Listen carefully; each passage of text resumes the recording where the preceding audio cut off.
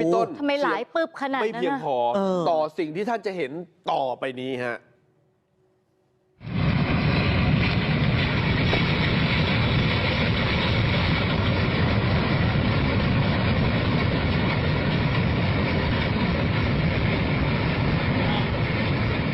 โอ้โหยิงยับไม่นับญาติปาดที่21ชัดเจนเพราะว่ายิงรัวได้ถึงขนาดนี้แล้วมาเป็นลำขนาดนั้นเข้าใจว่าไม่น่าจะใช่แค่คันเดียวด้วยซ้ำไปน่าจะตั้งติดกัน4คันเป็นอย่างน้อยแล้วที่ยิงสอยข้ามฝั่งมาบ้านเราประเทศไทยสันนิษฐานไว้ยิงครบทั้ง4คัน150 ลูกอัดเข้ามา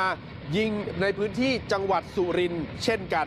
ยังไม่พอยิง BM21 ตั้งใจจะเด็ดทุกคนไทยจะเป็นทหารหรือไม่มันไม่สนใจเพราะมันยิงใส่บ้านเราประเทศไทยแม้จะเป็นพิกัดบ้านเรือนประชาชนก็ไม่สนบรรยากาศอีกที